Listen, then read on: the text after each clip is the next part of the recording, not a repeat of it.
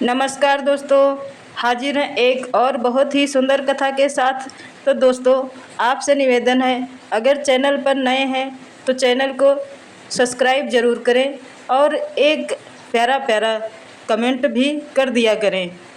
चलते हैं कथा की तरफ। आज की कथा है धर्मराज और पितृदेव की। प्राचीन समय में जब सृष्टि का आरंभ हुआ, तब ब्रह्मा जी ने लोक व्यवस्था को सुचारू करने हेतु अनेक देवताओं की उत्पत्ति की।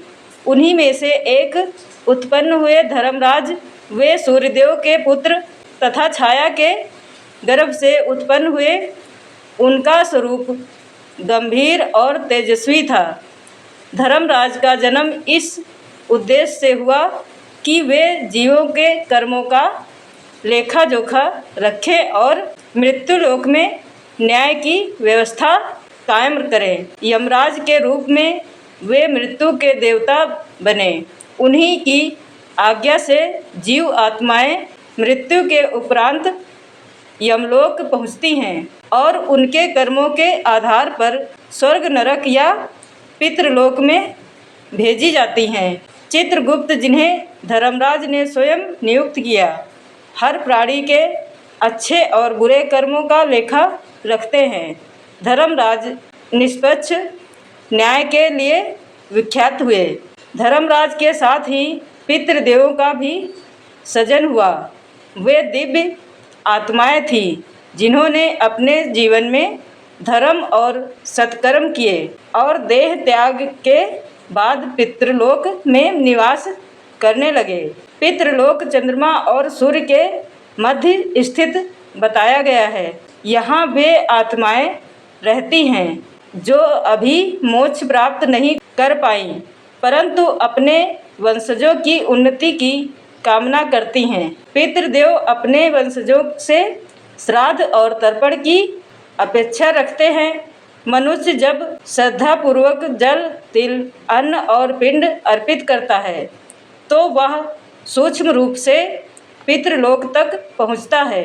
पितृदेव इससे तृप्त होकर अपने वंशजों को सुख, संतान, धन और समृद्धि का आशीर्वाद देते हैं। एक समय देवताओं और ऋषियों ने धर्मराज से प्रश्न किया, हे धर्मराज, हम जानना चाहते हैं कि जब मनुष्य पृथ्वी पर अपने पितरों को श्राद्ध और तर्पण करता है, तो वह अर्पण वास्तव में पितरों तक कैसे पहुंचता है? धर्मराज ने उत्तर दिया, हे ऋषियों और पितरों, यह ब्रह्मा का विधान है कि श्रद्धा से अर्पित अन्न और जल सूक्ष्म रूप से पितृलोक तक पहुंच जाता है। पितृ जिस योनियों में रहते हैं, उन्हें वैसा ही आहार प्राप्त होता है। यदि कोई पितृ स्वर्ग में है तो स्वर्गीय सुख, यदि किसी ने पुनर्जन्म लिया है तो वह वहाँ की स्थिति के अनुसार उसे संतोष मिलता है। इस प्रकार श्राद्ध और तर्पण का फल कभी व्यर्थ नहीं जाता। पितृदेव इस उत्तर को सुनकर प्रसन्न हुए और धर्मराज को प्रणाम किया। उन्होंने कहा, आप ही हमारे रक्षक हैं। आपके आदेश से ही श्राद्ध का विधान चलता है और हम तृप्त होते हैं। भूतपूर्व काल में नरहरि नामक एक राजा हुआ। वह धर्मात्मा और प्रजापालक था, किंतु अपने राज कार्य में व्यस्त होकर उसने कई वर्षों तक पितृपक्ष में श्राद्ध और तर्पण नहीं किया। पितृलोक में उसके पितृ अप्रसन्न हो उठे। उन्होंने धर्मराज से निवेदन किया, हे धर्मराज, हमारे वंशज नरहरि ने हमें भुला दिया है, उसे स्मरण कराएं, अन्यथा उसके कुल का नाश हो जाएगा। धर्मराज ने नरहरि को स्वप्न में दर्शन दिए। उनका स्वर कठोर और गंभीर था। हे राजन, जो अपने पितरों को भूल जाता है, उसके राज्य में विपत्तियां आती हैं। यदि तुमने शीघ्र श्राद्ध और तर्पण नहीं किया, तो अकाल और रोग तुम्हारे नगर को घेर लेंगे। नरहरि घबराकर अगले ही दिन ब्राह्मणों को बुलाया और विधिवत श्राद्ध किया, तिल जल और अन्न का दान किया। पितृ प्रसन्न हुए और कहा, बस अब तुम्हारे राज्य में सुख और समृद्धि बनी रहेगी। श्राद्ध से पितृ तृप्त होकर वंशजों की रक्षा करते हैं। धर्मराज बताते हैं, महाभारत युद्ध समाप्त होने के बाद युधिष्ठिर पितृपक्ष में श्राद्ध कर रहे थे। तब श्री कृष्ण ने उनसे कहा, धर्मराज, अंश पितरों का श्रवण केवल अन्न का अर्पण नहीं, यह कृतज्ञता की भावना है। मनुष्य अपने पितरों के कारण ही अस्तित्व में है। जो उनका तर्पण करता है उसका कुल कभी नष्ट नहीं होता। युधिष्ठिर ने अत्यंत श्रद्धा से श्राद्ध किया और अपने पितरों से आशीर्वाद पाया। कहा जाता है कि पितृ जब प्रसन्न होते हैं तो वंशजों के जीवन में सुख समृद्धि भर देते हैं, किंतु जब अप्रसन्न होते हैं तो पितृदोष उत्पन्न होता है।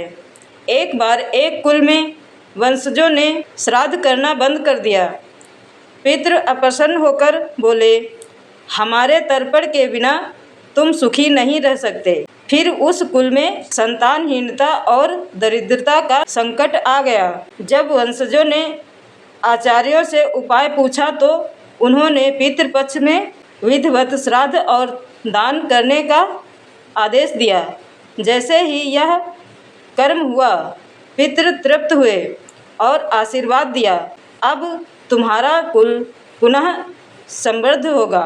धर्मराज का धर्म केवल मृत्यु तक सीमित नहीं है, वे न्याय के देवता हैं। चित्रगुप्त द्वारा लिखे गए कर्मों के आधार पर वे निर्णय सुनाते हैं। धर्मराज कहते हैं, मनुष्य अपने कर्मों से ही स्वर्ग नरक और पितृलोक का भागी बनता है।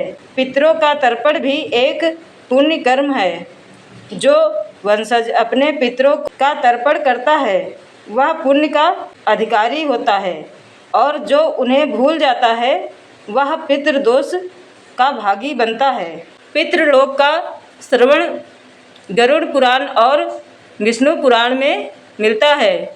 यह लोक पृथ्वी और स्वर्ग के बीच स्थित है। वहाँ पितृ वास करते हैं। धर्मराज ही इस लोक के अधिपति हैं। उनके दूत श्राद्ध से अर्पित अन्न जल पितरों तक पहुँचाते हैं। यही कारण है कि श्राद्ध को अनिवार्य माना गया है। धर्मराज और पितृदेव की कथा हमें यह शिक्षा देती है, मनुष्य केवल अपने कर्मों से नहीं बल्कि अपने पितरों से भी बंधा है। श्राद्ध और तर्पण पूर्वजों के प्रति कृतज्ञता है। धर्मराज का न्याय निष्पक्ष है। अच्छे कर्म पुण्य, बुरे कर्म दंड।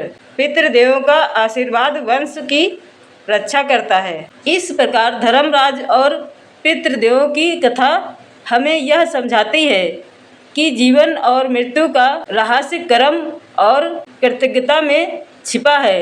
धर्मराज हमें न्याय और धर्म का मार्ग दिखाते हैं और पितृदेव हमें अपने पूर्वजों की स्मृति और सम्मान का महत्व समझाते हैं। जो मनुष्य धर्म का पालन करता है और पितरों को तर्पण करता है वह जीवन में समृद्ध होता है और मृत्यु के उपरांत भी मोक्ष का अधिकारी बनता है। तो दोस्तों, यह कथा आपको कैसी लगी? अगर कथा अच्छी लगे तो एक कमेंट ज़रूर करें। आपके एक कमेंट से हमारा मनोबल बहुत बहुत बहुत बढ़ जाता है और आगे नई नई जानकारी, धार्मिक कथाएं खोजने में मन लगा रहता है। तो दोस्तों, हम मिलते हैं एक और ऐसी ही कहानी के साथ। तब तक के लिए नमस्कार, धन्यवाद। खुश रहिए, मस्त रहिए।